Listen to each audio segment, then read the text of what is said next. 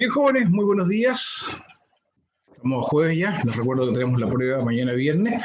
A solicitud de su representante, se cambió para las 7 de la tarde, ya que me parece que tienen un conflicto de horario con otra asignatura. Así que no hay problema, todo el resto de lo que está publicado no cambia, simplemente tenemos, vamos a empezar una hora más tarde.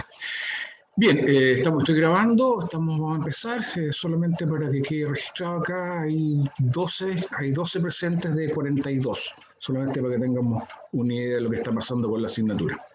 Bien, entonces hoy día nos corresponde hablar sobre hormesis, que es un tema que yo encuentro muy interesante, de lo cual lamentablemente se sabe, digamos, se le ha dado poca pelota. Se sabe, digamos, no es un tema del cual se trate con muy abiertamente en la ciencia, porque fue un tanto conflictivo y todavía para algunos científicos también lo es. Ahora, la hormesis es un término acuñado en forma relativamente reciente y que tiene que ver con el hecho de que cuando ustedes tienen algún agente, puede ser químico, biológico o físico, puede ser cualquier agente que es dañino para un organismo. Cuando digo dañino, puede ser, por ejemplo, puede ser una sustancia química como un veneno, por ejemplo, o puede ser una sustancia física como la radiación ionizante, o puede ser un agente biológico como algunas vitaminas, por ejemplo, que en dosis elevadas son tóxicas. Ahora, acá se puso una respuesta que es un tanto sorprendente y tiene que ver con el hecho que, si bien a muy bajas dosis, esto es una curva imaginaria, simplemente para que entendamos el concepto. Cuando ustedes tienen una dosis muy bajas de cualquiera de estos agentes que son dañinos, el efecto es indetectable. Hay un cierto umbral del cual para abajo ustedes no ven absolutamente nada. Ahora, a medida que ustedes comienzan a incrementar la dosis, uno sabiendo que son tóxicos, uno debería esperar entonces que a medida que uno va subiendo la dosis, los efectos dañinos comienzan a aparecer muy lentamente y se van acumulando, y mientras mayor es la dosis, obviamente mayores son las consecuencias para el organismo que está recibiendo estos agentes. Lo que es paradójico acá es que eso no ocurre. En dosis intermedias, por lo general estos agentes dañinos tienen un efecto beneficioso para el organismo. Se produce una respuesta positiva. Y después, cuando pasamos de las dosis intermedias a las dosis más altas, ese efecto beneficioso se pierde y comienzan a aparecer, volvemos a efecto cero, y después comienzan los efectos dañinos. ¿Ya? Entonces, esta zona de acá, esta zona intermedia en la cual los efectos para el organismo son positivos, se llama la zona hormética. Y esto es una respuesta de tipo hormético. Y el término hormesis se aplica a este tipo de respuesta mixta, que primero no hay efecto, después pasamos a un efecto positivo, el efecto positivo se pierde y después comienza el efecto dañino, todo esto a medida que la dosis va subiendo. ¿Ya? Y esto se ha demostrado, por ejemplo, para el alcohol, el consumo del alcohol. Si ustedes consumen alcohol en forma moderada, y hago el énfasis en moderado, hay claramente efectos beneficiosos en el cual el riesgo de mortalidad para cierto rango etario disminuye en un 20%. O sea, su probabilidad de morir de un ataque cardíaco, por ejemplo, disminuye en un 20% si ustedes consumen alcohol en forma moderada, probablemente por el efecto vasodilatador que tiene el alcohol. Ahora, entonces, lo que siempre se ha presumido, lo que siempre se ha supuesto en la curva dosis-respuesta, porque esto es, acá en el eje X es la dosis creciente, acá, y lo que ustedes ven acá es respuesta, y acá al medio es efecto cero, efecto negativo. Entonces, lo que se espera normalmente en algo de este tipo es que ustedes tengan una respuesta que es lineal. ¿Ya? Esto que está en la línea punteada acá se llama el modelo matemático que siempre se usaba para describir cualquier cosa. Si ustedes, por ejemplo, trabajan en una industria, en la industria minera, por ejemplo, ¿ya? Y hay cosas que si ustedes están trabajando en la minería, nosotros están metidos en una mina y hay gente que está picando roca ahí con un martillo neumático y están moliendo, están sacando mineral. Ustedes están expuestos a polvillos de mineral que son tóxicos. ¿Ya? Por ejemplo, los mineros del cobre sufren de una enfermedad que se llama silicosis, que tiene que ver por las rocas, el silicato molido en la roca, si ustedes se lo respiran, es muy dañino para los pulmones. Los mineros del carbón se llama el pulmón negro, que están constantemente inhalando partículas de carbón muy pequeñitas, casi coloidales, pero también dañan los pulmones. Entonces, todas estas exposiciones a todos estos efectos dañinos, desde el punto de vista de la seguridad de los trabajadores, y la seguridad del público en general, si ustedes están expuestos al plomo, por ejemplo, antiguamente las paredes, la pintura blanca de las paredes se hacía de albayalde, que es una sal de plomo. El plomo después, la pintura con el tiempo se descascara, se hace un polvillo, y las casas antiguas están llenas de plomo en el ambiente, pues son estas micropartículas de pintura molida que están flotando en el aire. Son tan pequeñas las partículas que ya flotan por movimiento browniano. Entonces las casas viejas están llenas de plomo y uno lo está respirando. Entonces todas estas exposiciones a bajas dosis se usa un modelo matemático que se llama el modelo LNT, el modelo lineal sin umbral. En inglés significa linear no threshold, o sea, un modelo lineal sin umbral, que en el fondo dice que cualquiera de estos agentes dañinos, por muy baja que sea la dosis, siempre hay un riesgo asociado. ¿Ya? Si la dosis es baja, el riesgo es bajo. Si la dosis es muy baja, el riesgo es muy bajo. Pero ese riesgo siempre existe. Por eso se dice que no hay umbral, no hay exposición segura. A cualquier dosis, por microscópica que sea, ustedes tienen un riesgo asociado, aunque sea microscópico. Y todos los modelos de salud pública se basan en este modelo LNT, que se cumple muy bien, pero para dosis medianas y altas. Sin embargo, cuando nos metemos ya en dosis más bajas, medianas, entre medianas y bajas, ya la respuesta observada ya no sigue este modelo matemático y se produce por lo general una respuesta hormética, en que en este ejemplo de acá, la zona que está oscura acá, que está marcada en oscuro, ustedes por el contrario, en lugar de encontrar una respuesta negativa, hay un riesgo asociado acá. El modelo matemático dice que para esta dosis de acá, en el modelo matemático normal, este es el riesgo asociado para tener una enfermedad. Sin embargo, lo que se observa en la realidad es que el riesgo de padecer esta enfermedad es menor que lo que uno podría esperar. ¿Ya? Disminuye con respecto a la población promedio, o sea, un efecto, entre comillas, beneficioso. Ahora, esto ha sido modelado matemáticamente, hay papers publicados acá de gente que ha publicado estudios matemáticos de cómo modelar la hormesis. Y por lo general, la zona hermética está en un rango que va aproximadamente de 10 veces, un rango de concentración que es de 10 veces. O sea, hay un rango, hay una concentración por debajo de la cual ustedes ya no ven absolutamente ningún efecto. Cuando comienza a aparecer este efecto positivo, a una cierta dosis, ustedes pueden esperar que el efecto positivo se observe dentro de un rango de aproximadamente 10 veces la concentración inicial. O sea, si ustedes, por ejemplo, estoy inventando, entonces este número es inventado en mi cabeza, no corresponde a la realidad, pero si ustedes, por ejemplo, están viendo que el efecto positivo beneficioso de este compuesto aparece, por ejemplo, a 1 microgramo por litro, una cosa que está disuelta en el agua, a 1 microgramo por litro, ustedes comienzan a ver el efecto positivo, alcanzan el máximo efecto positivo alrededor de los 5, o sea, 5 veces la concentración inicial, y después el efecto positivo continúa, pero disminuye hasta los 10 microgramos por litro. Y ahí el efecto desaparece. Y después, por encima de los 10, comienza el efecto negativo, o sea, el efecto dañino. Por lo tanto, ustedes tienen un rango acá, que obviamente varía según el compuesto o la sustancia que están analizando, en el cual hay una zona hermética que es un rango de aproximadamente 10 por. Y el máximo efecto positivo se observa aproximadamente, por lo general, en 5 veces la concentración inicial. Eso es no siempre se cumple, pero el promedio nos permite modelar esto de esta manera. Ahora, acá en la zona, eso se llama la zona NOAL, o sea, la zona sin efecto, en que se pierde el efecto, en realidad no es que se pierda.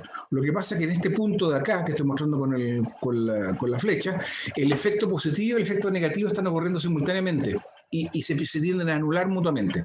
Se están ocurriendo simultáneamente cosas buenas y cosas malas, y en promedio estadístico, porque esto es para la población, no es para el individuo. Una persona puede pasar cualquier cosa, pero como una población, ustedes pierden el efecto observado, porque en algunas personas está teniendo todavía efecto positivo, pero para otras personas está teniendo efecto negativo, y por lo tanto, en promedio, el efecto sobre la población no cambia. ¿Ya? Por favor, métase eso en la cabeza. Cada vez que yo muestro estas curvas, no estoy hablando de un individuo, estoy hablando de una población de individuos. Entonces, cuando digo que acá, a esta concentración, está el máximo efecto positivo, es el máximo efecto positivo para la población. promediando el efecto sobre todos los individuos. Cada individuo hay una cierta variación de cómo responde, por su carga genética, por su metabolismo, por sus hábitos, por lo que sea. Entonces estamos hablando sobre una población, no sobre un individuo.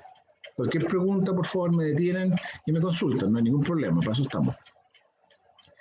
Bien, ahora, si bien estos efectos han sido observados desde hace ya casi más de 70 años, ha costado convencer a la población científica de que esto es cierto. Porque una cosa es que yo observe un cierto efecto, yo observe una cierta distribución matemática y hago mis lindas curvas con la zona hermética y todo lo demás, pero eso todavía no es ciencia, como nosotros entendemos la ciencia, hasta que alguien no explique cómo y por qué esto está pasando. Porque una cosa es observar un fenómeno, y yo puedo describir matemáticamente el fenómeno, pero no es ciencia hasta que yo no explique un mecanismo mediante el cual esto está ocurriendo. Tengo que explicar cómo y por qué, no solamente que existe, pues si no es una observación, no. Para que una observación sea ciencia hay que explicar cómo está ocurriendo. Entonces, a eso nos estamos acercando ahora en años recientes. Acá hay un estudio bastante interesante, esto es Big Science, o sea, ciencia grande, ciencia bruta, en el cual un grupo de investigadores chinos investigaron el efecto que tiene la contaminación en el océano sobre un organismo que sea muy sensible. Y el organismo que ellos eligieron para poder estudiar este efecto es la pulga de mar. La pulga de mar es estos bichitos que yo cuando era niño iba a la playa y ahí justo donde moría la ola en la playa, en la arena, empezaban a hacer como burbujitas y aparecían hoyitos. Ahí está la dafnia, que es la pulguita o el pulgón de mar, que justamente viven ahí en la zona intermareal y cuando llega la ola los trae y ahí se clavan, se mete justo en la arena, justo donde la ola muere. Y ahí se mete uno, y cuando chico uno escarbaba hacia el hoyo y salía la pulguita. Hoy en día pucha que cuesta encontrarla y tiene que ver con el efecto de la contaminación de los océanos. Entonces es un organismo muy sensible a la contaminación. Tanto lo usaron como modelo y lo expusieron a dosis crecientes de un compuesto que es el NC60, que es una estructura carbonácea que es tremendamente tóxica y que se usa como un modelo porque uno no puede probar todos los posibles contaminantes. Uno elige un modelo, y eligieron el NC60, que es un hidrocarburo bastante tóxico. Y lo que hicieron fue tomar estas pulgas de mar y tratarlas con distintas concentraciones de esta sustancia tóxica y vieron qué pasaba, si se morían y si el efecto dañino era proporcional a la dosis y, oh sorpresa, encontraron un efecto hermético. Un efecto hermético en el cual a concentraciones intermedias de esta sustancia, la población de pulgones respondía de forma positiva. Había más, eran más grandes, eran más sanos. Fíjate, entonces eso lo encontraron interesante. Entonces, bueno, ¿qué es lo que está pasando? Porque eso no era novedoso, se sabía que esto podía ocurrir. Ahora la pregunta es, ¿por qué estaba ocurriendo? Entonces tomaron estos pulgones que estaban teniendo un efecto positivo a estas dosis intermedias y analizaron genéticamente qué es lo que estaba pasando con estos bichos. Específicamente, qué genes estaban variando su expresión. Si algunos genes mantenían su nivel de expresión, otros genes bajaban su nivel de expresión y otros subían, comparada con la población control. Entonces ellos detectaron, pues les voy a ahorrar la cháchara que no tengo mucho tiempo, ellos detectaron que había ciertas vías metabólicas que se incrementaban y ese potenciamiento venía porque justamente los genes para esas proteínas, las enzimas que participan de esas vías metabólicas, incrementaban su expresión. En particular, encontraron que ciertas vías metabólicas, como la producción de ácido láctico, la producción de derivados del piruvato y fundamentalmente la producción de glutationa reducida se incrementaba. O sea, en otras palabras, resumiendo, incorporando todo esto en un modelo global, estamos viendo acá la zona hermética en la cual ellos midieron, que es la zona que hay efecto positivo. En el fondo lo que hacían estos pulgones, ese efecto positivo se asociaba a la producción incrementada de moléculas antioxidantes dentro del organismo de estos pulgones. Entonces había una correlación. A esas dosis intermedias se observaba una elevación de moléculas antioxidantes producidas por el metabolismo de estos organismos.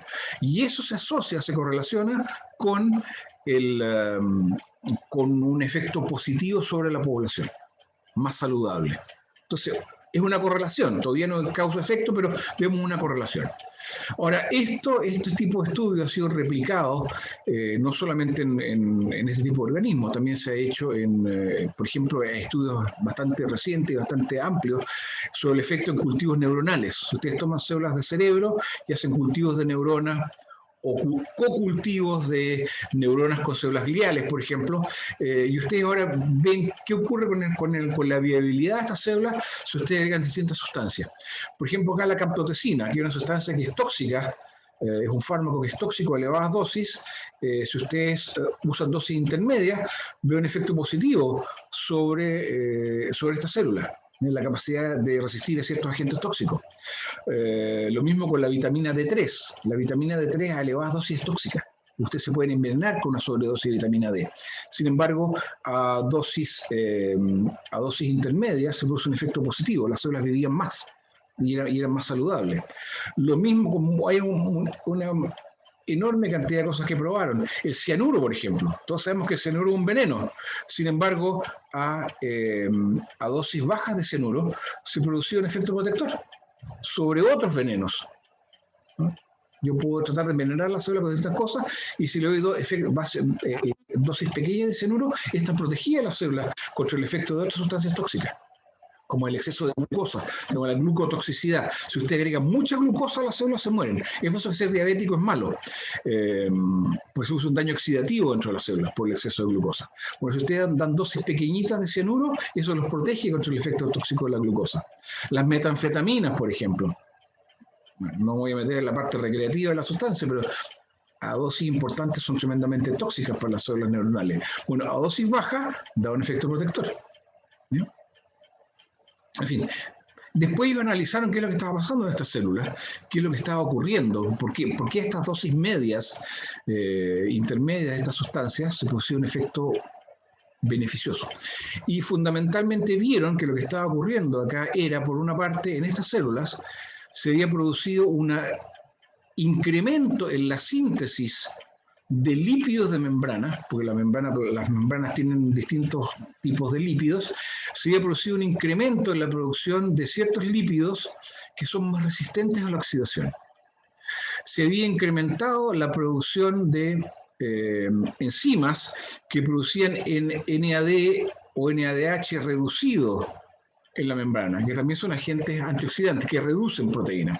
Se había producido un incremento en las chaperonas, que son proteínas que alivian el estrés celular favoreciendo el plegamiento de las proteínas. Las proteínas a veces se pliegan mal, o se despliegan producto de agentes químicos, o se despliegan producto de la elevación de la temperatura, y las chaperonas son proteínas que produce la célula en respuesta a estos agentes estresores porque facilitan el replegamiento de estas proteínas y por lo tanto disminuyen el impacto de estos agentes estresores.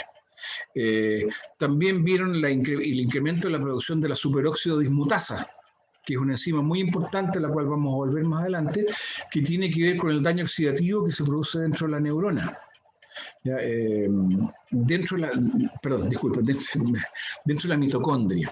Estamos hablando de neuronas, por supuesto, por lo importante que es la mitocondria dentro de la neurona. Vamos a ver que el metabolizar oxígeno, nosotros aprendimos evolutivamente en algún momento, alguna célula primitiva, cuando apareció el oxígeno de modo abundante en nuestro planeta, algún ancestro por ahí aprendió a aprovechar el oxígeno y a metabolizarlo. Y esto fue tremendamente positivo porque cuando yo empiezo a degradar ahora sustancias nutrientes en presencia de oxígeno, puedo obtener mucho más energía que degradando, por ejemplo, la glucosa en forma anaeróbica. Si yo degrado la glucosa en forma anaeróbica, obtengo algo de energía, pero si degrado la glucosa en presencia de oxígeno, obtengo 15 veces más energía.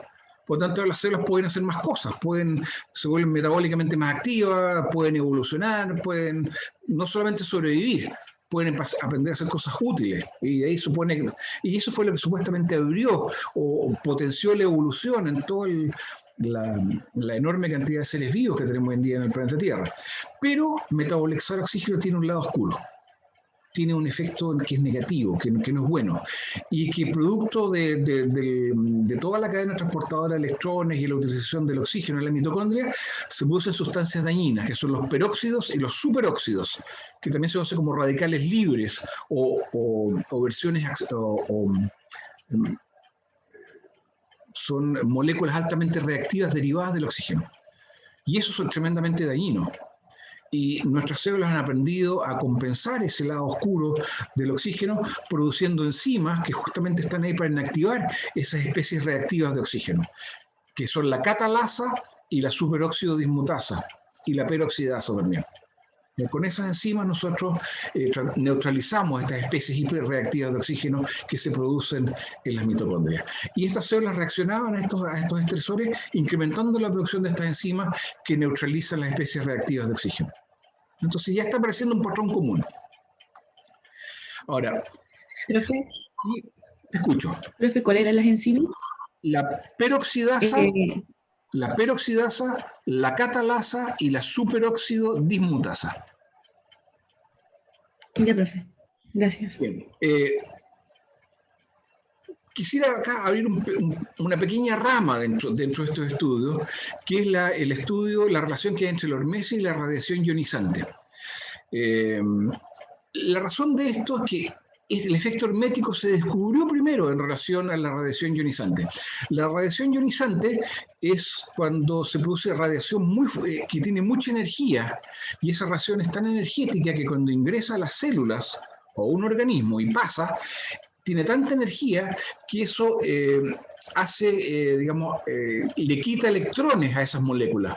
Cuando esa radiación ionizante impacta una molécula, es tan energética que electrones salen disparados. Y por lo tanto, esas moléculas que antes eran neutras ahora adquieren una carga eléctrica y empiezan a chocar entre ellas, empiezan a romper y empiezan a reaccionar. Por lo tanto, se produce todo un descalabro, un efecto negativo sobre todas estas moléculas y el interior de las células que está sufriendo esta radiación ionizante. Ahora, la radiación ionizante, cuando hablo de esto, hablo de radiación dura, ¿ya? De rayos X, de rayos gamma, de rayos cósmicos, o la radiación que viene del material radioactivo, beta, gamma y alfa. No estoy hablando de la radiación electromagnética, ¿verdad? Que tanto se habla que los celulares son dañinos y producen cáncer al cerebro, y que el microondas, y que la comida que contaminada con radiación al microondas. Todo eso es pamplina, ¿eh? Todo eso es charlatanería. Esto de acá yo no voy a hacer absolutamente nada, aunque me lo injerta en el cerebro, porque la energía de la radiación electromagnética pues esto es tan baja que no pasa absolutamente nada, ¿eh? No tiene ningún efecto sobre el organismo. Distinta es la radiactividad, por ejemplo, que es mucho más energético. Ahora, todo esto viene, este terror, este miedo que tenemos que es irracional hacia la radiación ionizante, viene de cosas de un pasado bastante oscuro y que tiene que ver con el hecho que antiguamente, por ahí por los años hasta el año 1930, ustedes podían vender cualquier cosa, no existía reglamentación con respecto a los fármacos. Ustedes podían vender cualquier cosa, cualquier producto supuestamente beneficioso y decir que era bueno para cualquier cosa sin probar nada. Es decir, yo podía ir al baño en mi casa, en la tina, yo podía mezclar cualquier cosa que se me ocurriera, envasarlo en frasquito y venderlo como el remedio mágico del Dr. Claude para curar el cáncer. Y nadie me podía decir nada, porque no había ninguna regla que impidiera que yo lo hiciera. Esto cambió en los años 30, producto de lo que vamos a ver ahora, que tiene que ver con una persona, el señor Eben Byers, que estaba acá, que era un playboy ricachón de la época, que sufrió un accidente y quedó medio mal, pues el caballo quedó bastante complicado de salud, y cayó en las manos de un charlatán, porque en los años 30 además empezó toda esta locura cuando se descubrió por primera vez la radiactividad. Todos los charlatanes del mundo pensaban, bueno, esto es una cosa mágica que cura las enfermedades, y empezaron a vender pasta de dientes radiactiva, crema para las manos radiactiva, jarrones para guardar agua, y en la cerámica del jarrón había material radiactivo, porque supuestamente la ignición que producía hacía que el agua se volviera más beneficiosa. Hace un montón de mentiras, como estos productos mágicos que venden en la televisión, la cura milagrosa, usted tiene Candida albicans que causa todos los males del mundo. Es la misma porquería. Este caballero que ve las manos en charlatán, que vendía agua, simplemente agua, botellitas fresquitas con agua, y esa agua tenía radium. El radium o radio es un elemento químico que es radioactivo, que fue descubierto por los Curie, Madame Curie, imagino que oyeron hablar de una vez, su marido Pierre Curie, que por primera vez descubrieron la radioactividad de ciertos minerales exóticos y lograron purificar la fuente, el elemento químico y responsable de esa radioactividad, que es el radium. Entonces este caballero compraba radium, le echaba un poquitito, unos frasquitos con agua y eso lo vendía como un tónico. Y esta persona dijo, ¿qué pierdo comprobar? Se tomó un par de fresquitos y se sintió mucho mejor. Porque ahora sabemos que estaba en la zona hermética. Pero lamentablemente él dijo, bueno, si un frasquito a la semana me hace bien, entonces mejor 3 frasquitos al día me van a hacer mucho mejor. Y lamentablemente se salió de la zona hermética, comenzó a tomar un montón de este fármaco y el efecto positivo se perdió.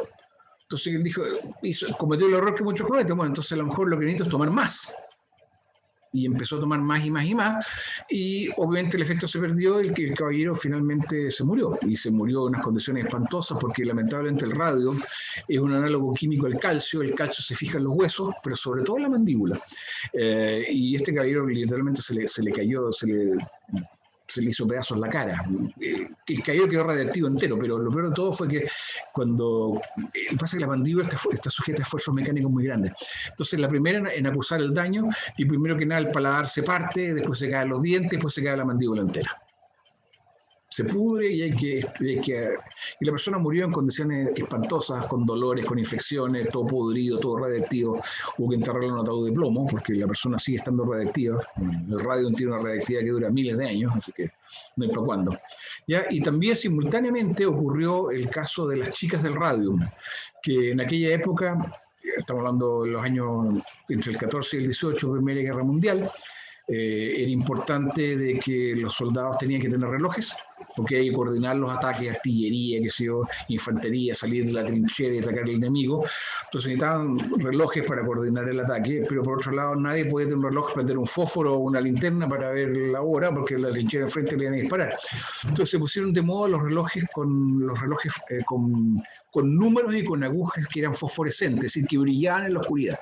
¿Y cómo hago yo para que un instrumento, una esfera, un dial de un reloj brille en la oscuridad? Simplemente porque pinto los números y pinto las agujas con pintura radiactiva. Y ustedes combinan radium con, me parece que dióxido de azufre, eso hace que emita luz. Emite luz todo el tiempo, permanentemente. De día no se nota, pero de noche sí lo vemos. Entonces, estas esferas y estos números hay que pintarlas a mano. Y de repente los números eran muy pequeñitos. Entonces, se contrataron mujeres para hacer esto. La paga era muy buena. Se contrataron mujeres para que pintaran estas esferas. Y como los números están pequeñitos, con el pincelito, el pincel que ustedes saben que cuando pintan el pincel se abre. Entonces lo que hacían estas niñas que sumergían el pincel en la pintura, le pegaban a chupetear para hacer una puntita bien fina, después pintaban un par de números o lo que sea, se les abría el pincel y repetían el proceso, untaban en pintura, le pegaban a chupetear y seguían pintando. Y le han dicho, no se preocupe, esto no pasa nada, esto es absolutamente seguro, no hay ningún problema. Y efectivamente las niñas pintaban, qué sé yo, algo así como, cada una pintaba como 20 esferas al día, lo cual significa que le habían pegado, no sé, por unas 100 chupeteadas al pincel todos los días. Y cuenta la leyenda que esta gente en la calle era fácil reconocerla de noche, porque esta gente brillaba en la oscuridad. Y cuando llegaban a la casa y sonreían, tenían toda la boca, todo era fluorescente, todo brillaba en la noche. Y esto obviamente los pololos lo encontraban que era fascinante, entonces las niñas empezaron a pintarse los labios con pintura radiactiva, o las uñas, qué sé yo, para en la noche. Era la onda, digamos. Funcionó muy bien durante un par de meses, pero la gente se empezó a morir, y se empezó a morir en condiciones espantosas. Primero, como se fija en la mandíbula del radio, se puso primero una respuesta inflamatoria tremenda, como ustedes pueden ver en esta foto de acá, y después el hueso se pudre y se cae. Y se cae la mandíbula, se caen los tejidos blandos, se caen los dientes. Es una cosa atroz, es un final y no hay absolutamente nada que hacer. ¿Ya? Y efectivamente el esqueleto de una persona que falleció por esto es autorradiográfico, o sea, si ustedes ponen una placa fotográfica a esta gente, van a ver que está emitiendo radiactividad y sus huesos fijaron el radium y eso va a quedar ahí por miles de años. Los cadáveres de estas mujeres siguen siendo radiactivos hasta el día de hoy y lo van a hacer por muchos miles de años más. justamente por haber ingerido y este material radiactivo que después tiene la mala fortuna que se fija en los huesos. Ahora, me quedan un par de minutos. Quiero mostrarles un video que grabé porque me ahorro la cháchara. Ustedes me dicen si no se escucha, me avisan, por favor.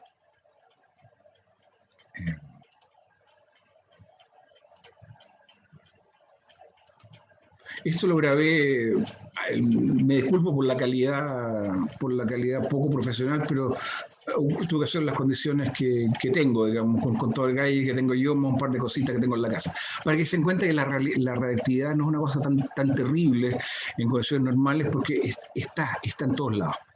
Me dicen si no se escucha, por favor.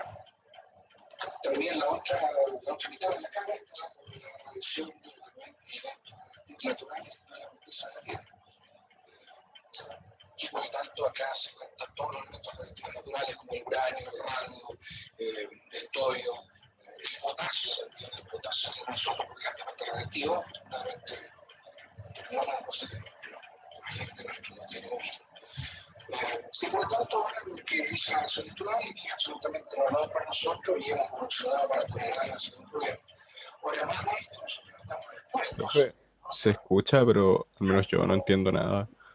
Fuente de radiación artificial. En este caso vemos por ejemplo, acá hay una cámara fotográfica antigua, fabricada en los años 50 aproximadamente. La cámara tiene 60, 70 años de antigüedad en la cámara fotográfica, y la gracia que tiene, no sé si va a ver muy bien acá, pero tiene un lente bastante bueno, muy buena calidad, hecho en Alemania en los años 50. Y este lente tiene varios elementos. No se ve muy bien acá, pero es un lente ojo pescado. Profe, no se entiende mucho. ¿Perdón? No se entiende mucho. ¿Se escucha o no se entiende? ¿Cuál es el problema? Se escucha, pero no se entiende.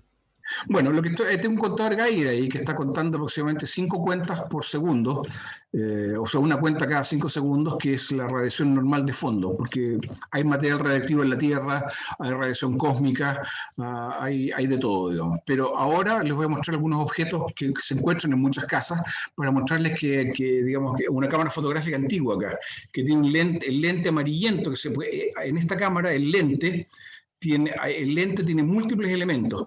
El lente más externo, el más grande, que está por fuera, más visible, que está por fuera, es transparente. Y hay un lente más adentro, que es más chiquitito, que tiene un color amarillento. ¿Ya? Ese lente tiene torio, y el torio es naturalmente radiactivo. Entonces, van a ver qué pasa cuando pongo el contador Geiger ahí. El interno, que está más adentro, está recubierto, que tiene un lente color amarillo. Ese color amarillento se debe que antiguamente los fabricantes de lentes imponían torio químicamente en sus cristales para mejorar el índice de refracción y por lo tanto no lo que se llama la refracción cromática del lente. Los problemas que tiene el torio es que es un material levemente radiactivo, y como ustedes pueden ver acá en la tabla que tengo acá, el torio cuando decae produce toda una familia de productos químicos entre los cuales está el radio.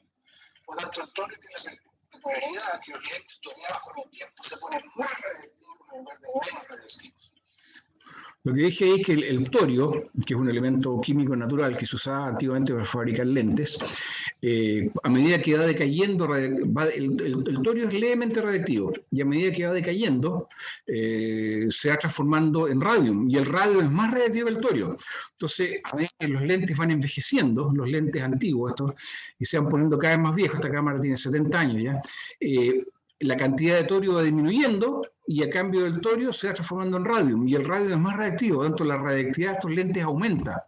Y tanto así que por eso se ponen amarillos, porque por la emisión de partículas alfa, y eso impacta el vidrio y cambia químicamente su estructura y se pone amarillento. Entonces, mientras más años pasan, más amarillento se pone el lente y más radiactivo se pone. Ahora, porque el lente amarillento se pone amarillo con el tiempo, y el bombardeo de partículas alfa se pone amarillento, el lente externo que no está tolerado actúa como escudo. Por así todo, voy a poner la sombra en el detector, se escucha, pero este cuestión del detector Geiger se está activando y estamos registrando algo en orden de unas 200 marcos por minuto aproximadamente.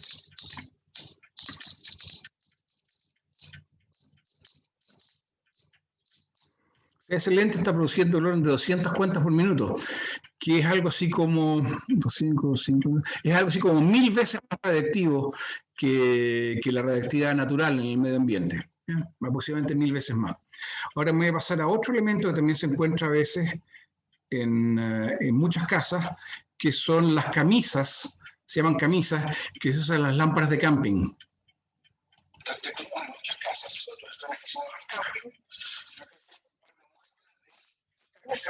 son camisas que se usan en las lámparas de camping. Por ejemplo, esto no fue bastante conocido, marca Ones, y acá tiene una camisa marca cosas hechas en Chile.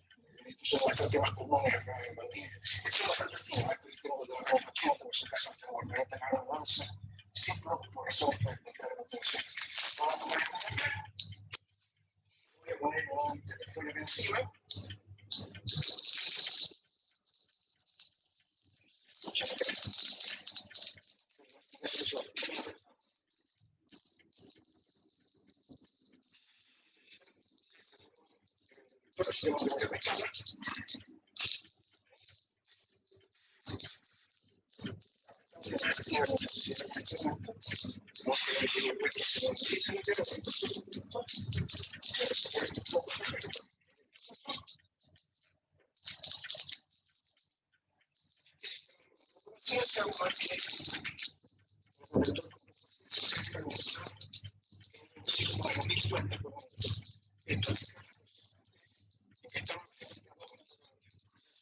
Bien, salir de acá.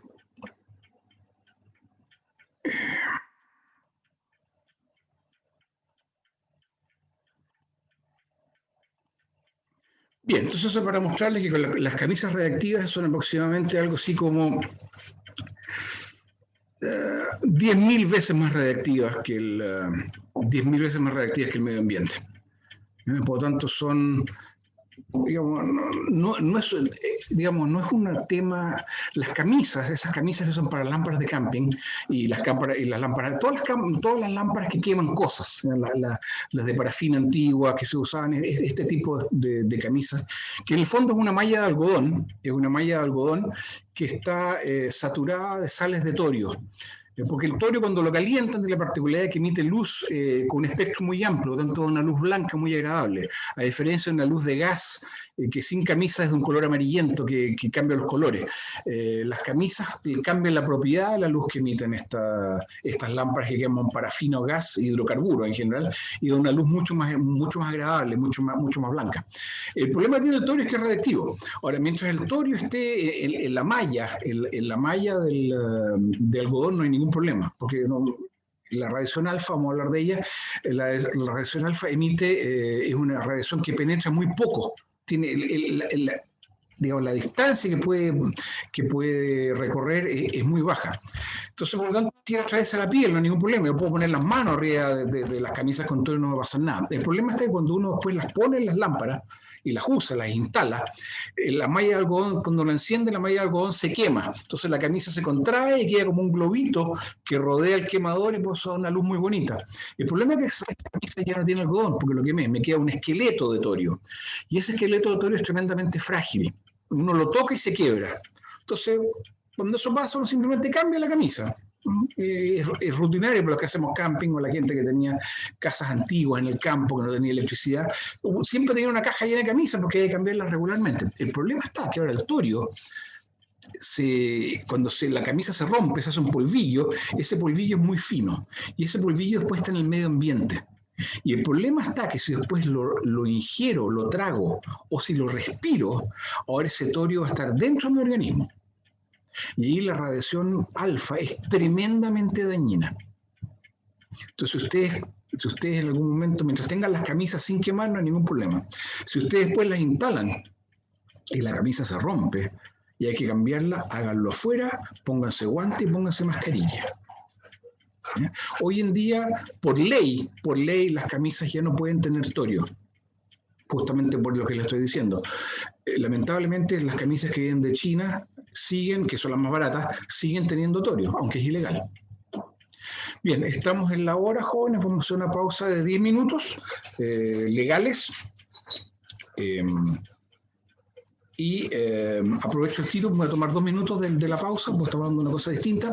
Les recuerdo, por favor, jóvenes, estamos creo que a 3 semanas tengan que entregar su trabajo, el trabajo digamos, el PowerPoint de sus presentaciones. ¿Ya? Hemos tenido una respuesta mixta de parte de ustedes. Basta con decir que en este momento tengo 24 estudiantes de 42 o 43, o sea, la mitad no están viniendo. No es problema mío. Pero me preocupa a mí que por lo menos de mis grupos, yo he tenido una respuesta mixta. Algunos que han sido tremendamente responsables, se han comunicado conmigo, han leído, han preguntado, han organizado reuniones. Y tengo otro grupo que me ha mandado correo y dice, profe, mándanos material. Ya, pues, profe, ¿cuándo nos va a mandar el material? Yo no voy a trabajar para ustedes, y mis colegas tampoco van a trabajar para ustedes. Son ustedes los que tienen un tema, lean, una vez que hayan leído algo, dice, profesor, contémonos tal día, tal hora, ustedes me proponen una fecha, yo no lo andar persiguiendo para proponerles horario. Ustedes se preocupan, ustedes organizan una reunión, yo voy encantado a la reunión, y mis colegas vamos a ir encantados a las reuniones que ustedes fijen, ustedes propongan, y ustedes van a contar qué es lo que han leído. Y una vez que han leído algo, y tengan más o menos alguna idea de qué es lo que quieren hacer, porque los temas son macro temas, ahora tienen que enfocarlos a un tema más preciso. Ustedes ahí dicen, nos tinca esto, queremos hacer lo otro, queremos hacerlo de más allá, o leímos lo demás acá. Entonces yo les digo, encantado, pero a lo mejor conviene que esto lo reevalúen, o esto lo tomen de otra manera, y yo ahí les puedo enviar material complementario, no tengo ningún problema en ayudarlos. Ya, pero yo no voy a trabajar para ustedes. Ustedes tienen la pelota, ustedes tienen que empoderarse de su tema, empezar a leer, ustedes fijan una reunión cuando ya sepan algo sobre el tema, y ahí recién entonces yo voy a estar dispuesto, estoy hablando de mi grupo, de uno de mis grupos, ahí yo encantado, les ayudo todo lo que quieran, y les mando material que ustedes no habían podido encontrar. Pero yo no voy a empezar haciendo la pega por ustedes. Y si están sentados esperando que eso pase, bueno, pasará lo que tendrá que pasar nomás. Ya, jóvenes, nos vemos en un par de minutos más.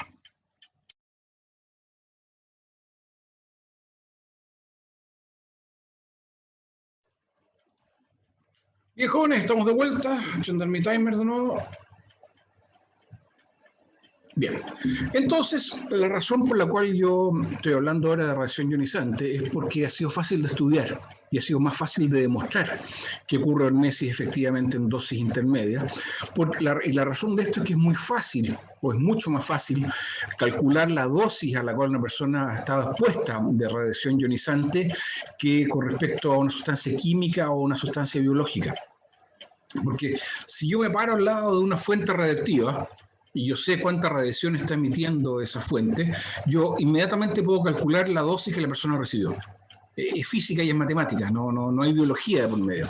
En cambio, si yo estoy expuesto a una sustancia, yo ingerí o yo respiré una sustancia tóxica, ahí hay muchas más variables que no puedo fácilmente considerar, como es la capacidad de absorción que tiene esa persona, que puede ser variable. Si respiré profundo o respiré de manera más superficial. No es lo mismo llenarse los pulmones con cloro, una bocanada profunda, que una respiración cortita. Si yo ingerí una sustancia tóxica y me la tragué, bueno, hay gente que tiene tránsito intestinal más lento, hay gente que tiene tránsito intestinal más rápido, que absorbe más, que absorbe menos. Entonces ya empieza a variar, ya la fisiología de la persona y su metabolismo influyen tremendamente. Entonces, calcular la dosis efectiva se vuelve casi imposible. No así cuando uno está expuesto a una dosis de radiación ionizante, que se puede calcular matemáticamente. Entonces, por eso los números son más creíbles. Cuando uno trabaja con un organismo completo, como una persona, los números son mucho más ciertos cuando uno trabaja con radiación ionizante. Entonces, acá por primera vez se observó este efecto hermético. Ahora, todas las agencias gubernamentales en todo el mundo calculan la posibilidad de daño a una persona, por ejemplo, el riesgo de padecer un cáncer después, con el modelo LNT, el modelo lineal sin umbral. Todos. Por lo tanto, dosis muy baja, existen riesgos bajos, pero que existen. No existe el riesgo cero. El riesgo cero no existe. Sin embargo, la experiencia, los datos que existen hoy en día acumulados nos dicen que eso no es cierto, que la relación es lineal a dosis altas, pero que a dosis intermedias y bajas, la verdad es que no solamente no hay un efecto negativo, sino que el riesgo, por ejemplo, el riesgo de padecer cáncer disminuye para la población. En promedio la población expuesta a dosis bajas de radioactividad, de radiación, su riesgo para hacer cáncer es menor que la población que no ha tenido esa exposición. O sea, no solamente no es malo, sino que incluso hasta podría ser bueno. Uno de los ejemplos, para que nos entendamos acá, es fundamental que entendamos bien de qué es lo que estamos hablando, de cómo se calcula la cantidad de radiación que yo estoy recibiendo.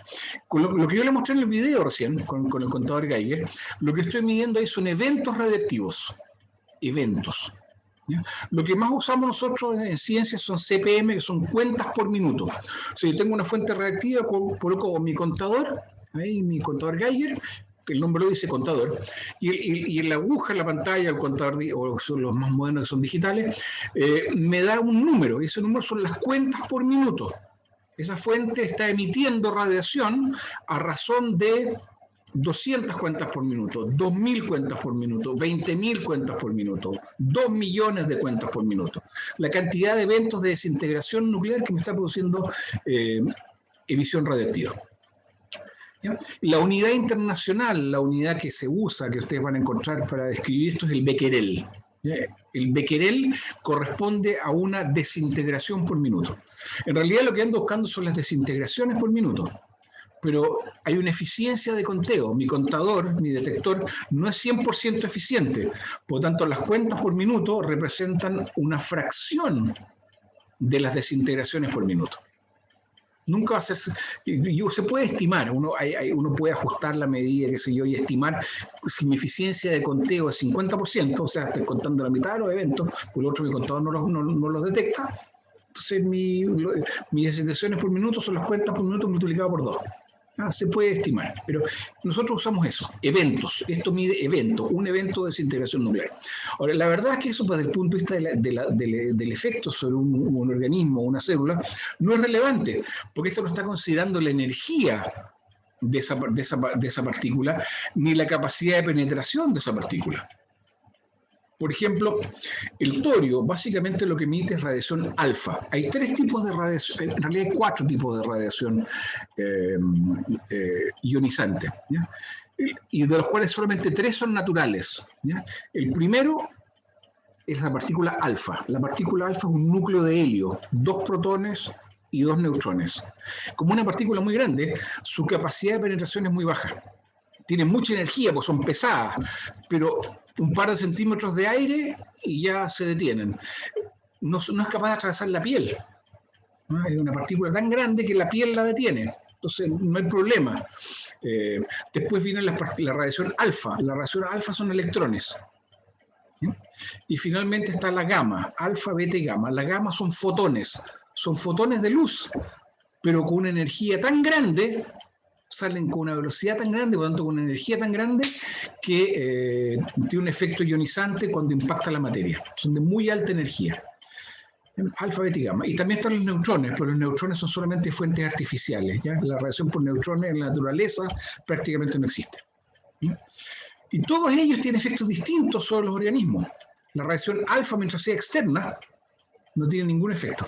Si yo tengo una fuente alfa, acá este mouse es una fuente alfa, y me lo pongo acá, ¿ya? A 3 centímetros de mi piel, esta cuestión puede estar emitiendo una brutalidad de cuentas por minuto, puede estar emitiendo millones de desintegraciones por minuto, produciendo partículas alfa, pero no me va a hacer absolutamente nada, porque hay aire de por medio que absorbe la energía y además está mi piel. Entonces mi efecto biológico va a ser 0, aunque la cantidad de eventos sea gigantesca.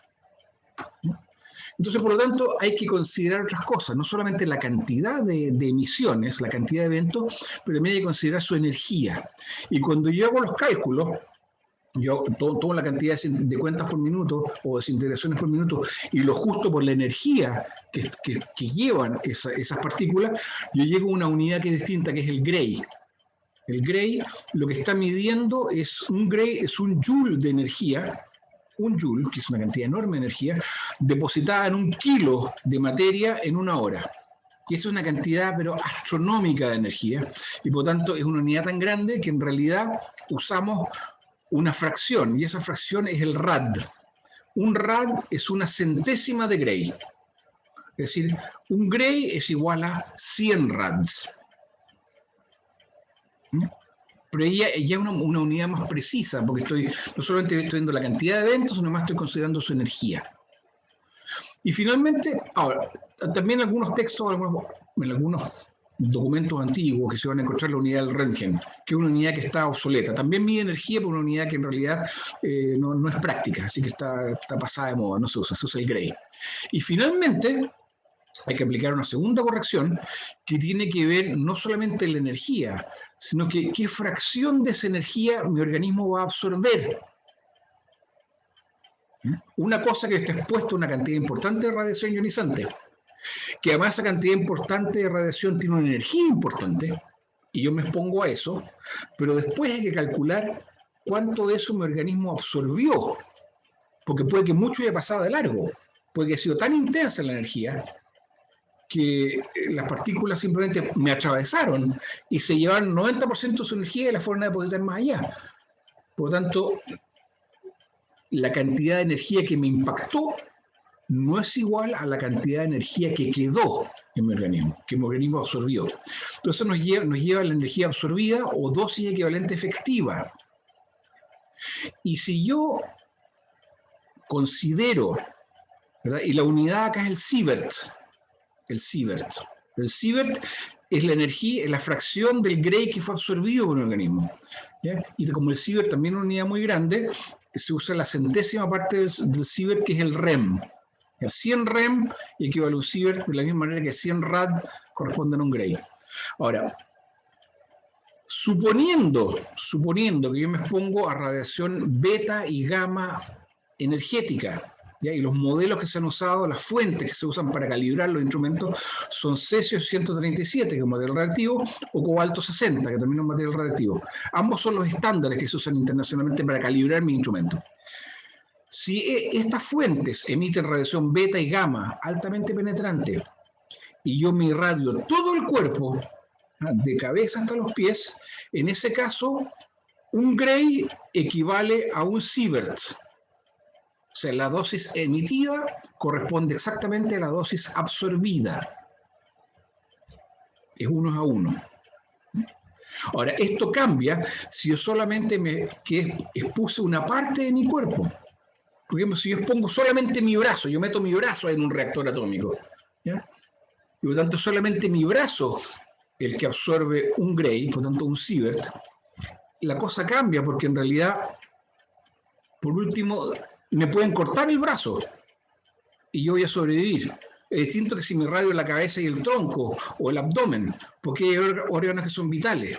Entonces, esto se calibra, hay toda una tabla, es bastante complicada, hay bastante matemática y metida por medio, bastante estadística, pero todos estos valores de conversión se ajustan dependiendo, como digo, del tipo de radiación y dependiendo de si me expuse el cuerpo completo o qué parte del organismo. ¿Ya? Eso es importante.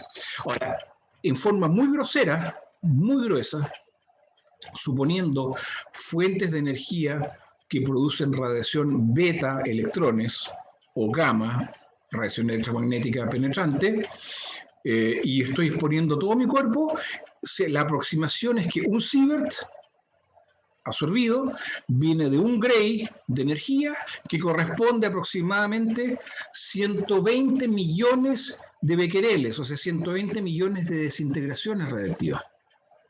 Si así me paro al lado de una fuente radiactiva, ¿ya?, de cesio o de cobalto, que está emitiendo a razón de 120 millones de desintegraciones por minuto, esa es la actividad que tiene la fuente, esto está emitiendo una radiación de un sievert, o sea, perdón, está emitiendo una energía de un Gray, y de ese Gray yo estoy absorbiendo el 100%, que es un sievert. Y eso obviamente no va a ser beneficioso para mí. Ahora, esto hay que convertirle, que hay un poco la matemática, solamente para dejarles una idea que esto, digamos, es relativamente complejo. Lo que hay que tener en cuenta acá es que la cosa cambia cuando yo hablo, toda esta conversión que les conté solamente es válida cuando yo hablo de radiación beta o radiación gamma. Cuando hablo de partículas alfa, cuando hablo de neutrones, la cosa cambia dramáticamente. El problema de la relación con neutrones, si yo me irradio con neutrones, es muy malo, porque resulta que los neutrones son muy dañinos Pero además, si yo me impacto, si los neutrones que yo reciba van a hacer que los átomos que captan esos neutrones a su vez se vuelvan radiactivos.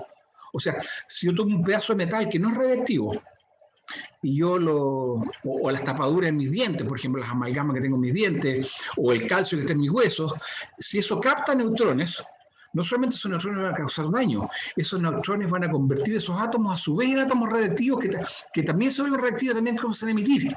Entonces yo no solamente recibí una dosis de radiación, yo me vuelvo radiactivo, con lo cual me comienzo a irradiar a mí mismo. Entonces la radiación por neutrones es la peor que ustedes pueden recibir. Y además la radiación alfa, que son estos átomos de helio, también es tremendamente malo. Si está por fuera de mi organismo no hay ningún problema. Me puedo duchar en radiación alfa y no me pasa nada.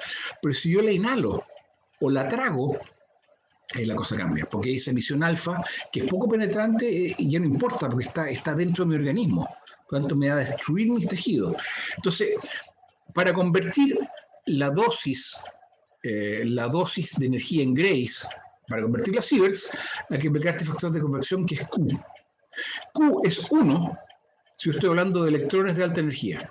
Por ejemplo, cuando les hablé del cesio o del cobalto, un Gray equivale a un sievert porque el factor de convección es 1. Es 1 a 1. Cuando hablo de partículas alfa, si la radiación alfa está fuera de mi organismo, Q es 0. Por lo tanto, todos los Gray del mundo en radiación alfa, mientras esté fuera de mi organismo, equivale a 0 sievert, porque mi organismo no lo va a absorber porque no es capaz de penetrar la piel.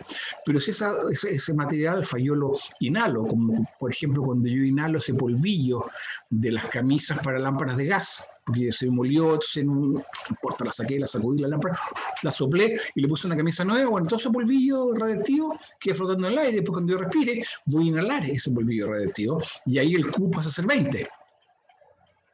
Entonces, por lo tanto, un Gray de energía emitida de una fuente alfa se corresponde a 20 sieverts. Tanto la radiación alfa, las fuentes radiactivas alfa, cuando ingresan en mi organismo, se vuelven tremendamente dañinas. Aunque fuera de mi organismo, el riesgo es 0. Entonces, esto es complejo. ¿Qué pasa si ustedes reciben muchas dosis radiactivas de cualquiera de las fuentes que estamos hablando? El riesgo que ustedes corren es que por una parte tengan lo que se llama un envenenamiento agudo por radiación. Y eso se define si la persona luego de la exposición muere dentro de un rango de 2 meses, puede morirse al día siguiente si la dosis es muy grande, puede morirse hasta 2 meses después.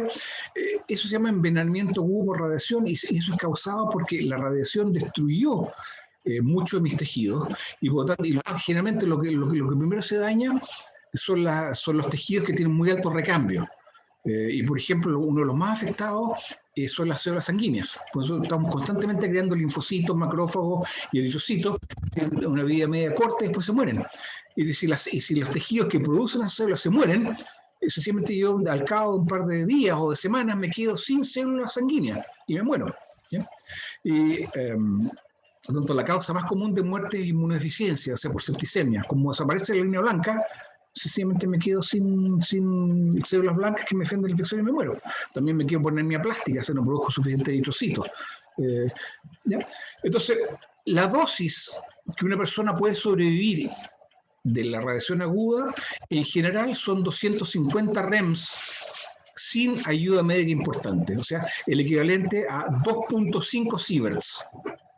Una persona tiene una probabilidad estadística, un 50% de sobrevivir y un 50% de probabilidad de morir, o sea, mientras menos la dosis, más la probabilidad. Si la dosis es más baja, mi probabilidad de sobrevivir crece y la probabilidad de morir baja. Pero se define el punto de quiebre, el 50% de probabilidad de morir o sobrevivir. Ese 50% sin tratamiento médico son 2.5 sieverts. Con tratamiento médico importante, antibióticos, injertos de piel para las quemaduras que se producen, tratamiento para la diarrea porque se mueren las células intestinales, las personas que comienzan de diarrea con sangre. Todo eso hay que tratarlo con transfusiones, con antibióticos, con un montón de cosas. Una persona tiene 50% de probabilidad de sobrevivir hasta 5 sieverts, hasta 5 sieverts. Y con terapias realmente extremas, ya heroicas, como trasplante de médula, tratamiento con células madre, en fin, ya lo último de lo último de lo último, ustedes tienen 50 probabilidades de sobrevivir con una dosis de hasta 10 sieverts. Eso es la que más. Ahora, ¿qué pasa cuando ustedes reciben menos que eso? Menos que eso. ¿Qué pasa si ustedes estuvieron cerca de una bomba atómica, pero no al lado? O sea, su probabilidad, probablemente no se van a morir, pero ¿qué hay con las consecuencias a largo plazo, como el cáncer? Ahí empieza a correr el modelo LNT, el modelo lineal sin umbral, del cual tanto aparece en todos lados. Así se calcularon la cantidad de muertes estimadas por cáncer en Chernobyl, en Fukushima, todos esos escenarios tremendos, apocalípticos que ocurren cada vez que hay un problema en la industria nuclear, o hay un accidente nuclear, o estalla una bomba atómica, que gracias a Dios solamente han sido 2 nomás en toda la historia hasta el momento, usadas en guerra. Entonces, se dice, hay un modelo que dice que su probabilidad de cáncer, de morir por cáncer, aumenta en 1% por cada 10 elevado a 3 REMS. Es decir, si yo tengo una población de gente que recibió una dosis de 100 REMS, o sea, un sievert, la probabilidad dentro de la población de muerte por cáncer aumenta en 1. O sea, de 100 personas, yo espero que una de ellas muera por cáncer. Si la dosis de radiación es solamente 10 REMS, la probabilidad es 1 en 1000. O sea, de 1000 personas, espero que solamente una muera por cáncer. Si la dosis es 0,01 REM, en 1.000.000 de personas, yo espero que se produzca una muerte más por cáncer. Dicho sea de paso, la probabilidad de nosotros desarrollar cáncer en nuestra vida es de un 25%. Para que sepan. O sea, la probabilidad de que una persona tenga un cáncer en la vida y se muera de cáncer es 1 en 4. 25%. Por lo tanto, estas son las muertes adicionales. O sea, si de 100 personas, yo espero que 25 se vayan a morir de cáncer de todas maneras. Si les pongo 100 REM, yo espero que haya una muerte adicional, por lo tanto el total sea 26. No sé si me siguen. Si tengo 1.000.000 de personas y las pongo a esta dosis, yo espero que haya una muerte adicional por cáncer. O sea, si acá se van a morir 250.000, ahora se van a morir 250.001. Esto es por encima del riesgo normal de tener cáncer. Por lo tanto, esto me está diciendo que incluso a dosis muy bajas, muy bajas, 0,01 REM, el riesgo todavía existe. Es bajo, pero existe. Por eso el modelo lineal sin umbral. Ahora, la realidad es distinta. Ya, acá la hora avanza, así que no tengo mucho rato. Tengo cientos de ejemplos acá, pero uno que fue muy publicitado fue el caso de un edificio de apartamentos en Taiwán. En el año 1982 se construyó un edificio de lujo, un edificio de apartamentos de lujo en Taiwán, y lo publicitaron como que lo habían hecho con el acero, porque Taiwán es una zona sísmica, una zona que también tiembla, no tanto como en Chile, pero tiembla harto. Entonces lo habían publicitado este edificio como que está hecho con acero de la mejor calidad, y era sísmico total, y era prueba de terremoto, y por eso era tan... de todo de lujo. ¿Ya? Y de hecho, es cierto, o sea, la calidad estructural del acero era excelente, era del mejor, los constructores no sabían cómo crestas se habían conseguido un acero tan bueno y tan barato. Hasta que alguien se dio cuenta, algunos tutín pasó un contador gaico, el edificio ya estaba hecho. Alguien se dio cuenta de que, pucha, parece que este acero lo conseguimos barato porque en realidad este acero está contaminado con material radiactivo. De hecho, ese acero estaba contaminado con cobalto 60, porque era parte de los aparatos médicos que usan para tratar a los pacientes con cáncer, que es las famosas bombas de cobalto, con las cuales se le hace radioterapia a los pacientes. ¿Ya? Es una cápsula de acero de muy buena calidad, porque tiene que resistir la radiación, y tiene que ser resistente a que se caiga, que se rompa, que alguien le cree un martillo y lo rompa. Pero después cuando esa cuestión, el cobalto está de una vida media, después de un par de años ya la radioactividad, digamos, baja, entonces ya no sirve para esos médicos. Eso después se descarta y se desecha, y se da a un lugar donde se recicla de manera responsable, pero Aparentemente alguien le pagó a alguien y algo pasó y alguien tenía no sé, una bodega llena de estas fuentes de cobalto en cápsulas de acero y lo reciclaron así nomás al cohete y obviamente el acero con el cual fabricaban las estructuras del edificio estaban todos contaminados con cobalto. Y de hecho, dependiendo de qué departamento ustedes tenían, la radiación gamma al cual ustedes estaban expuestos dentro de estos departamentos, podía ser más de 1000 veces la radiación normal del medio ambiente. ¿Ya? Se estaban esperando que la gente tuviera un exceso de dosis de entre 50 y 2300 milisieverts adicionales. ¿Ya? Son 2,3 sieverts, o sea, no es una dosis menor. Y por lo tanto, usando el modelo LNT, se estimaba que iba a haber un exceso de muertes por cáncer, porque las dosis que habían recibido esta gente eran dosis importantes. Y se esperaba, por tanto, que la incidencia, la gente que hace estadística en medicina estaba muy preocupada, esta gente viendo qué pasaba con ellos. Pues, de acuerdo al modelo LNT, ustedes esperaban que las muertes por cáncer se duplicaran por encima de la media promedio para la gente que estaba viviendo en este departamento. Y, oh sorpresa, las muertes estadísticas fueron 40% menos que lo que ustedes esperaban para la población general. O sea, la gente que vivía en estos departamentos, que estaba recibiendo dosis de radiación, su incidencia de cáncer como población era 40% menos que la población control que vivía en casas comunes y corrientes. O sea, aparentemente esta radiación gamma de rango medio tuvo un efecto protector. ¿Ya? Y hay cientos de ejemplos, Por ejemplo, ¿qué pasa con la leucemia? Estos son pacientes que sobrevivieron a la bomba atómica en Hiroshima. Y los modelos estadísticos decían que hay una verdadera explosión en los casos de leucemia por irradiación. Y efectivamente, si ustedes estaban muy cerca de la bomba atómica, a menos de 1 kilómetro de distancia, la dosis que ustedes recibieron fue aproximadamente 1300 rem, de un pape, así, de golpe. ¿Ya? Y dentro de la gente que sobrevivió, la incidencia promedio de la leucemia, promedio dentro de la población general, es de aproximadamente 300. ¿Ya? Aquí hay un rango que varía, pero de 300 casos de leucemia por 1 millón de personas. Eso es el promedio dentro de la población general. De cada 1 millón de personas, ustedes esperan más o menos 300 que desarrollen leucemia. Bueno, dentro de la gente que estaba muy cerca de la bomba atómica, la tasa se disparó. Y pasó a ser 12.000 por millón de personas. Obviamente no hubo 1 millón de personas irradiadas, pero ustedes transforman a esa unidad. La equivalencia sería a tener 12.000 casos de leucemia por millón de personas. O sea, fue un tremendo aumento. En medio ustedes se van alejando, qué sé yo, allá a kilómetro y medio, la dosis fue solamente de 500 rem, con lo cual la incidencia bajó en 4 veces, pero igual sigue siendo más de 10 veces el promedio que ustedes esperaban. Por lo tanto, estamos de acuerdo en el modelo LNT. A medida que nos vamos alejando, la dosis va disminuyendo con el riesgo va disminuyendo con la distancia. Y así se mantiene hasta que llegamos a la gente que está entre 2 y 3 kilómetros de distancia, que recibieron solamente 2 REM. Y esta gente, su riesgo de leucemia era de 90 por millón. O sea, aproximadamente 1/3 de la población control no expuesta. Por lo tanto, a dosis bajas, ya no solamente no se cumplía el modelo LNT, llegamos a una zona hermética. O sea, las bajas dosis de radiación protegen contra el riesgo de desarrollar leucemia. Lo mismo, no solamente para la leucemia, también para otros tipos de cáncer. ¿Ya? Se corroboró de que efectivamente la gente que estuvo hasta 3-4 kilómetros de distancia, su riesgo general de cáncer, si ustedes estaban de 2,3 kilómetros hacia 4, su riesgo no aumentaba, de hecho su riesgo disminuía. Y solamente para toda la gente que fue,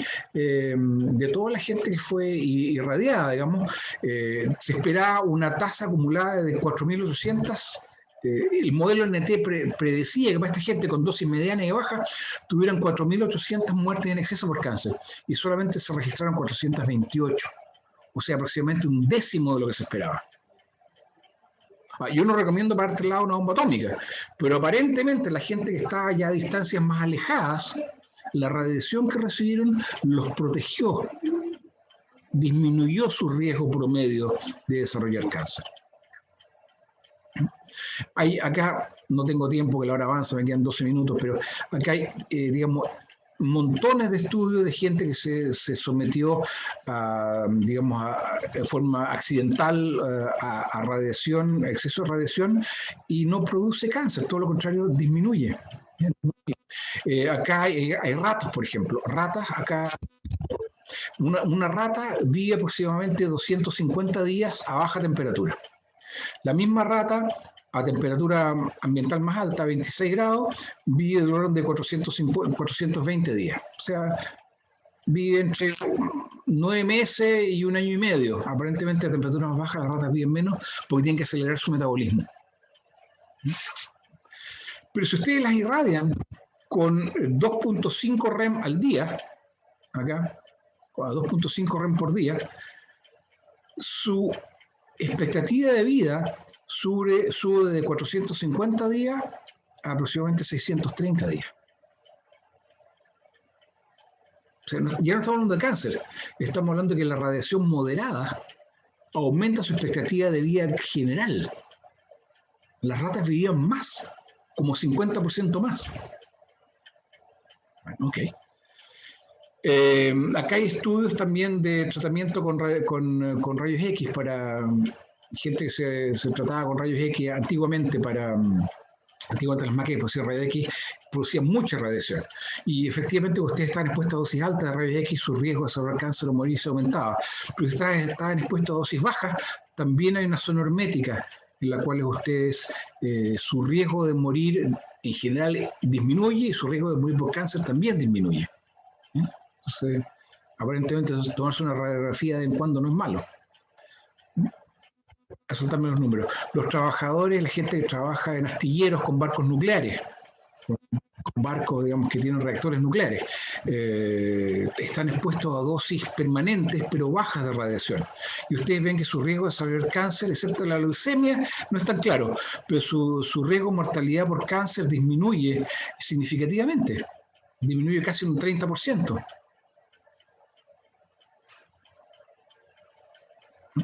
La gente que sobrevivió a la bomba atómica, en promedio, tanto para hombres como mujeres, en promedio vivieron 4 o 5 años más de muerte natural. Estamos hablando de gente que sobrevivió y que no desarrolló cáncer y vivió a esta edad avanzada. Bueno, eso en promedio vivieron entre 3 y 5 años más de expectativa de vida. ¿Qué nos está diciendo esto? ¿Ya? La gente, hace unos pocos años atrás, el radón fue todo un terror. La gente andaba todo aterrorizada que los suelos ricos en granito, los terrenos que son ricos en granito, producen radón. El radón es un gas noble que es radioactivo. Y como un gas noble no hace enlaces químicos con nada, simplemente se libera y nada lo atrapa. Entonces está constantemente saliendo del suelo. Y hay gente que decía, el radón producía cáncer, me voy a morir, es una zona rica en radón, y si hace un subterráneo en tu casa era una sentencia de muerte, y gente empezó a vender detectores de radón, porque si hay radón te va a morir. No es mentira. La gente que vive en zonas ricas en radón, como la gente que vive cerca de las fuentes termales, por ejemplo, donde sale agua caliente de la tierra, esa agua que viene de capas subterráneas tiene un porcentaje de radón y de material radioactivo natural. Y esas zonas son más ricas, hay más radiación natural. Y efectivamente esa gente, su riesgo de desarrollar cáncer también disminuye más de un 40%. Acá está el cáncer total, cáncer de estómago para hombres y para mujeres, en zonas control versus las zonas ricas en radón. O sea, no te vas a morir, probablemente hasta te haga bien. En fin, el tiempo avanza, no quiero detenerme mucho más en esto. Entonces, la pregunta es, yo creo que a esta altura ya lo he convencido de que efectivamente las dosis bajas y moderadas de radiación ionizante no solamente no conllevan un riesgo mayor de desarrollar cáncer o morirse, al contrario, aparentemente tiene efecto protector. La pregunta es, ¿qué es lo que está pasando? ¿Cómo lo explico ahora? Porque a partir de un modelo científico tengo que entender por qué está pasando esto. Y simplificando esto al máximo, el problema está, como ya les conté, de que mi probabilidad estadística de desarrollar cáncer, igual que la de ustedes, de un 25% a lo largo de mi vida. 1 en 4. ¿Por qué ocurre esto? Por el oxígeno. Aproximadamente se estimaba que entre el 2 y el 3% de las moléculas de oxígeno que yo metabolizo para poder generar energía se convierten en radicales libres, o sea, en especies altamente reactivas de oxígeno, como el peróxido y el superóxido. Y estas moléculas después se escapan por las células y comienzan a producir daño. Y el problema fundamental es cuando dañan químicamente el DNA. Cuando yo daño el DNA, esa base se va a alterar y eso me va a producir después un error, va a mutar el gen. Entonces ahora mis células han desarrollado mecanismos para corregir esto o para protegerme de esto. Entonces, el problema es que la radiación BAC, la radiación promedio que está en todas las casas en Chile, la tasa de mutación que produce es bajísima, ¿ya? Es 10 a la menos 7 mutaciones por célula por día, o sea, es indetectable. O sea, lo que contribuye a la radiación, a la mutación normal de las células, es despreciable. De hecho, para que mi tasa de mutación causada por radiación ionizante sea equivalente a las mutaciones normales que produce mi metabolismo del oxígeno, porque mi metabolismo del oxígeno produce una mutación por cada célula por cada día. Eso es lo que se ha estimado. Cada una de mis células acumula cada día una mutación adicional solamente por el hecho del oxígeno. Y la radiación natural contribuye a eso una 10 millonésima de probabilidad de desarrollar una mutación al día, o sea, es despreciable. Por lo tanto, para que la radiación genere una tasa de mutación igual a la del metabolismo, tiene que estar expuesta a una dosis de 3000 REM al día, o sea, 30 sieverts al día. Eso me va a matar. Acuérdense que de 2,5 sieverts para arriba, mi probabilidad de morirme es un 50%. Por lo tanto, una dosis de 30 sieverts, o sea, nadie está expuesto nunca a 30 sieverts. Por lo tanto, igual mi riesgo es cero, porque me voy a morir instantáneamente. Entonces, lo que estoy diciendo con esto es que la radiación ionizante no produce mutaciones de manera detectable. Eso es un mito. La radiación mata por otros mecanismos, pero no a través de producir mutaciones. Eso no es cierto. ¿Qué es lo que está ocurriendo entonces? Una persona promedio, producto de su metabolismo de consumir oxígeno, genera al día por célula, esto es por célula, aproximadamente 10 elevado a 8 moléculas de oxígeno altamente reactivo, peróxido y superóxido. De eso, el mecanismo antioxidante, hay enzimas y hay compuestos en mi célula, el NADH, el glutatión reducido, la superóxido dismutasa, la catalasa, la peroxidasa, van a neutralizar esas especies reactivas de oxígeno, de las cuales el 99% es neutralizado. Pero el 99% de 10 elevado a 8 me deja pasar el 1%, que es 10 elevado a la 6, 1 millón. De esas van a producir daño al DNA. De eso, el 99% va a ser corregido o reparado, lo cual me deja solamente, de 10 a la 6, me deja solamente 10 elevado a 2. O sea, 100 mutaciones. Y de esas el 99% va a ser eliminado por apoptosis, por necrosis, por esa célula. Vamos a matar esa célula antes que quede mutada. Pero de esas va a sobrevivir una, que es el 1%. Y eso me va a acumular una mutación al día por célula solamente por consumir oxígeno. Entonces la pregunta es, perfecto. Y esto, la tasa de radiactividad natural contribuye 0. ¿Qué pasa si yo me pongo una dosis importante de radiación? Una dosis, por ejemplo, me paro a que sea 1 kilómetro de una bomba atómica y recibo una dosis importante, ¿ya? 1300 REM. Bueno, mi probabilidad de morir es significativa. ¿Por qué? Porque toda esa radiación que yo he recibido no es que me cause mutaciones. Lo que causa es que causa un daño por ionización en una célula muy grande. La célula se llena de especies de oxígeno reactivas producidas no por el oxígeno, sino producidas por el golpe de radiación. Por lo tanto, todo este mecanismo de reparación y de prevención se ve saturado. se satura, porque hay mucho material oxidante en la célula producto de la radiación. Entonces, todo este mecanismo ahora se va a apagar ese incendio, y eso permite que el metabolismo normal, que antes era reparado y corregido, ahora no lo es, y se escapan más mutaciones. Y eso me puede producir a mí cáncer, eso hace que mi incidencia de cáncer suba cuando estoy recibiendo dosis importantes de radiación. Cuando recibo dosis importantes de radiación, no es que la radiación esté causando mutaciones, es que la radiación está saturando los mecanismos de reparación de productos oxidativos. Y eso permite que este proceso normal se me arranque. Es como cuando hay una sublevación en alguna parte, un jueves de manifestaciones, ¿verdad? Y andan todos quemando, tirando molotov, y están todos las fuerzas de orden ahí controlando a los manifestantes, lo que sea, y mientras tanto los cacos, los ladrones, que normalmente están siendo contenidos por, digamos, por la fuerza pública, ahora van y roban felices la vida porque los carabineros están en otra. Que no están controlando los lanzas, los ladrones y los rateros, que están viendo lo que pasa con la manifestación. Entonces se aprovechan entonces los ladrones de siempre para hacer su pega. Acá pasa lo mismo. Cuando hay un golpe importante de radiación, el sistema de prevención se satura y se me arrancan y ya no puedo controlar las mutaciones, la tasa de mutación normal. Y esa se incrementa. Y eso aumenta mi riesgo a largo plazo de desarrollar un cáncer. Ese es el modelo actual. ¿Ya? ¿Por qué la zona hermética entonces? ¿Por qué bajas dosis? Bajas dosis de radiación no tiene efecto dañino, sino que me protegen contra el cáncer. Sencillamente porque las dosis bajas de radiación son lo suficientemente bajas como para no saturar este sistema, por tanto no se aumenta esta tasa de mutación natural, pero estimulan a que mi organismo produzca más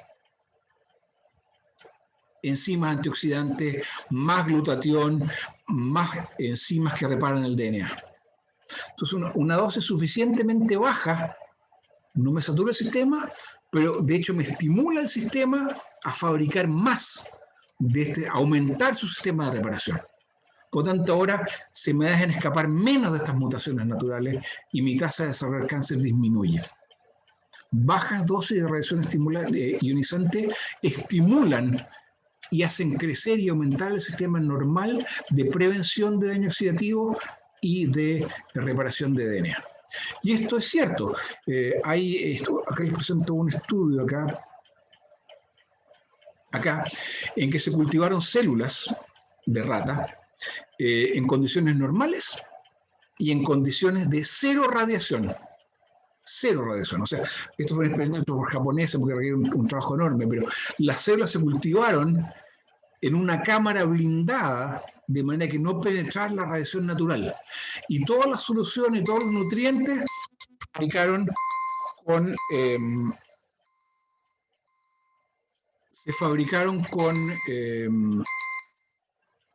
con material químico libre de isótopos radiactivos. Es un trabajo de chino, de japonés en este caso, y se crecieron células en cero radiación. Y bajo esas condiciones las células sobrevivieron y crecieron mucho menos que las células expuestas a la radiación normal, la radiación de fondo. Es decir, nosotros como los seres vivos de este planeta han aprendido y se han adaptado a tolerar una tasa de radiación normal, sin la cual todo el sistema de prevención se apagan y el daño oxidativo causado por el oxígeno se dispara. Entonces nosotros requerimos una tasa basal de radiación ionizante para mantenernos vivos y sanos. Y si le aumentamos un poco esa tasa de radiación normal, por encima, levemente por encima del umbral, eso es beneficioso. Los problemas aparecen solamente cuando superamos un cierto nivel y ya los efectos tóxicos se hacen manifiestos. ¿Sí? Todo esto para que le pierdan en mí ese temor patológico, que toda radiación es mala. No podemos tener un reactor acá al lado. No podemos vivir en terrenos ricos en material, en isótopos radiactivos naturales. No, la radiación cósmica nos está matando. Mentira. Mentira. Bien, joven, estamos en la hora, no nos la tengo más. ¿Alguna pregunta, consulta o lo dejamos hasta acá? ¿Todo bien, profe? Perfecto. Ya, jóvenes, cuídense mucho y nos vemos el viernes a las 7 entonces. Profe,